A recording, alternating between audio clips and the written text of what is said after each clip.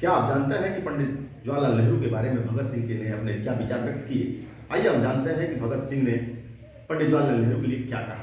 लेकिन उससे पहले हम चलते हैं सन 1923 की तरफ, जब भगत सिंह नेशनल कॉलेज लाहौर में FA फैकल्टी ऑफ आर्ट किया करते थे। उस समय वह चर्चाओं में और बहसों में अपना समय व्यतीत कर रहे थे। उसी दौरान उनके माता पिता ने उनकी शादी के लिए राय बनाया, जिसके वो सख्त खिलाफ थे। उन्होंने अपना जीवन देश के लिए समर्पित कर रखा था।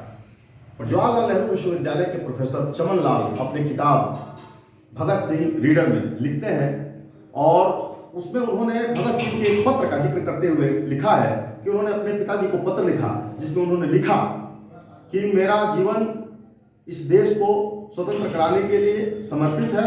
इसमें मेरी इच्छाओं का और आराम का कोई मतलब नहीं है। उन्होंने कहा कि जब मेरा यज्ञोपवीत संस्कार हो रहा था तो बाबूजी ने कहा था कि आप तुम्हारा जीवन देश के काम आएगा। तो मैं उसी पथ पर चल रहा हूं, और मैं आशा और उम्मीद से ये कहना चाहता हूं कि आप मुझे सहानुभूतिपूर्ण माफ करें। सन 1928 की बात है, जब वो एक अपने लेख में देश के उन क्रांतिकारियों के बारे में विचार करते हुए लिखते हैं।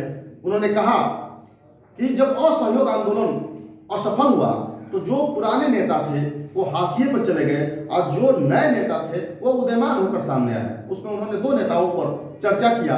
उन्होंने अपने लेख में बंगाल के सुभाष चंद्र बोस और दूसरे पंडित जवाहरलाल नेहरू के विचारों की तुलना करते हुए लिखा। उन्होंने कहा कि पंडित जवाहरलाल नेहरू विद्रोही विचारधारा के हैं, जबकि सुभाष चंद्र बोस भावनात्मक है। उन्होंने युवाओं से कहा कि युवाओं के दिल और दिमाग दोनों को खुराक देने का संघर्ष अगर किसी ने किया तो पंडित जवाहरलाल नेहरू ने किया। उन्होंने युवाओं को पंडित जवाहरलाल नेहरू के रास्ते पर चलने के लिए कहा, क्योंकि वह दिल और दिमाग दोनों का प्रयोग करते थे। उनके सभी भावनात्मक के साथ साथ तार्किक भी थे। उन्होंने दिमाग का भी प्रयोग किया, ताकि देश में सिर्फ राजनीतिक क्रांति ही नहीं बल्कि आर्थिक, सामाजिक और शैक्षणिक क्रांति भी लोगों के अंदर जागृत हो सके। जय हिंद।